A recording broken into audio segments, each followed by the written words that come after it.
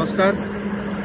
আলিপুরদুয়ারের সাংসদ মনোজ তিগ্গা একজন মিথ্যাবাদী সাংসদ, যিনি আমাদের নেতা সর্বভারতীয় তৃণমূল কংগ্রেসের সাধারণ সম্পাদক মাননীয় সাংসদ অভিষেক বন্দ্যোপাধ্যায়কে নিয়ে যে বক্তব্য রেখেছেন, টোটালি মিথ্যাবাদী বক্তব্য। আমাদের নেতা যেটা বলেন ওইটাই করেন। আমরা আগে দেখেছি 2022 সালে মালবাজারে যেদিনকে চা বাগানের সম্মেলন হলো, সেদিনকে উনি বলেছিলেন চা বাগানে ক্রেশ এবং হাসপাতালের নির্মাণ হবে, চা বাগানের বাচ্চারা স্কুল বাস পাবে। অলরেডি জলপাইগুড়ি এবং আলিপুরদুয়ারকে মিলায় 11টা বাস কিন্তু দেওয়া হয়েছে, যেটা 2-3 দিনের মধ্যে শুরু হবে।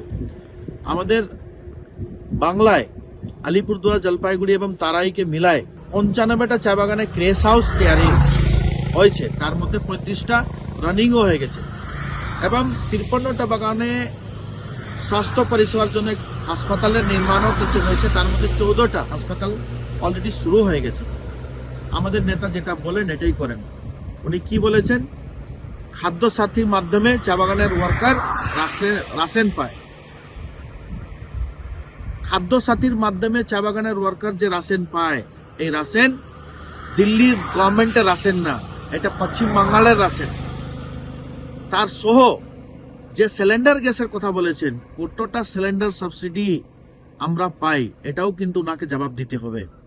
চা বাগানের জন্য মাননীয় প্রধানমন্ত্রী 2016 সালে নির্বাচনের সময় বলেছিলেন ডঙ্কানসের সব বাগান অধিগ্রহণ করব।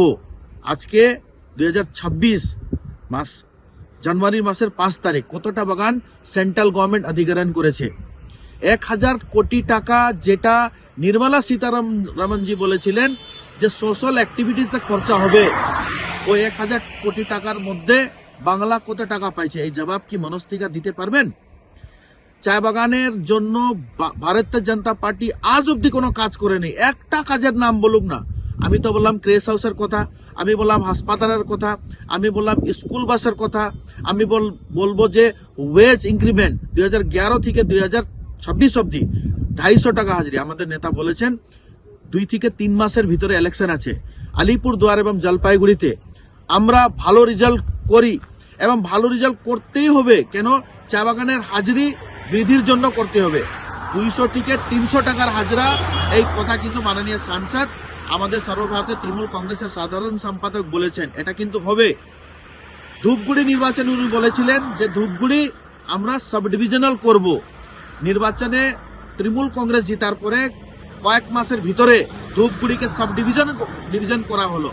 মনোজ তিগ্গাজি, আপনি আপনার কাজটা দেখেন, আপনি কি কাজ আপনার গভর্নমেন্ট অফ ইন্ডিয়ার মাধ্যমে, মোদিজির মাধ্যমে চা বাগানের জন্য করেছেন, এইটা খালি বলেন। আমরা যে কথা বলি এই কথা কিন্তু রাখি, এটার নাম কিন্তু তৃণমূল কংগ্রেস। আগামী দিন আলিপুরদুয়ার জেলাতে 5টা বিধানসভা 5-0 কিন্তু বিজেপিকে আমরা করে দেখাবো। মানুষের পাশে যাব, কাছে যাব। যে কথা আমাদের সাংসদ বলেছেন, হাজিরি বাড়ানোর কথা, স্কুল বাসের কথা, হাসপাতালের কথা, ক্রেশ হাউসের কথা, এই কথাকে নিয়ে কিন্তু ডোর টু ডোর আমরা থাকবো।